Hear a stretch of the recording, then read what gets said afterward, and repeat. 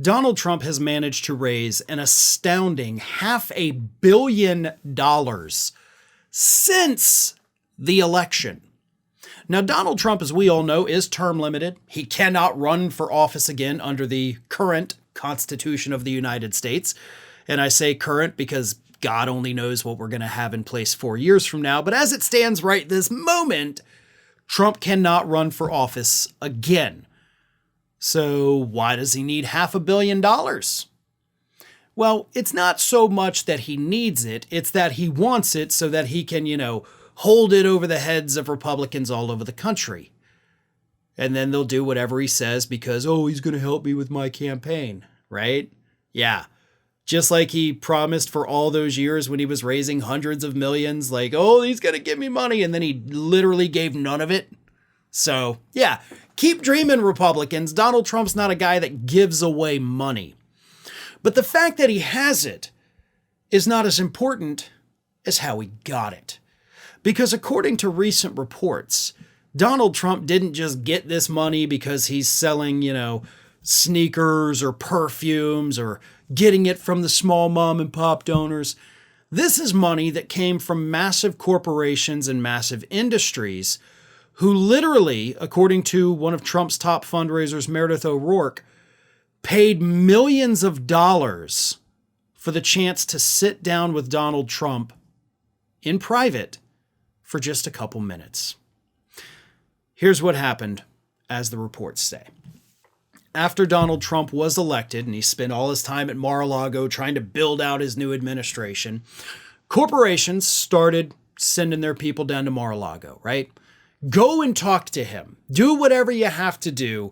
We need to make sure that, one, we get all the special privileges we want, but also, number two, equally as important, we got to make sure he doesn't come after us. He's got to know that we're his friends so he doesn't do something to, screw us over and allow our competitors to take over.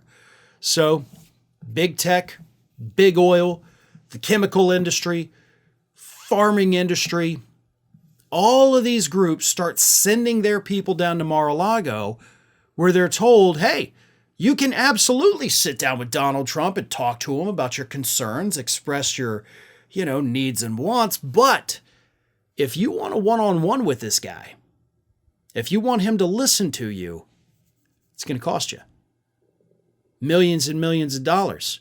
Put it into his various super PACs, and then we will guarantee that you get a chance to sit down with him and, almost like sitting on Santa's lap, you go ahead and tell him what you want. And that's how it worked. And that's how Donald Trump raised $500 million for a campaign that can't even constitutionally exist. Here's what gets me about this story. None of this is illegal. This is all perfectly legal and acceptable here in the United States. Now, you look at probably any other country in the world, if you were to see this happening, you'd be like, okay, well, yeah, that's a banana republic. Or yes, that's blatant corruption. Yes, that's something that's going to be prosecuted because it's illegal in normal countries. But here in the U.S., thanks to both the Citizens United and McCutcheon decisions from the United States Supreme Court, this is legal. Like, we can't do anything about it. We can complain about it. We can be unhappy about it. But we can't sue over it. We can't prosecute over it. We can't even change it because that would take a constitutional amendment. And of course, we're not going to get enough politicians to agree to that. So we're stuck with this legalized form of bribery here in the United States that put $500 million in Trump's pockets. Also, these corporations could get their special favors. Thanks for watching today, everybody. And don't forget, if you're not already, please do subscribe to this channel. We have fresh content going up every single day, and I would really hate for you to miss out on that. And speaking of missing out, if you're not following me across all other social media outlets, then get on it. You can follow the links in the description of this video.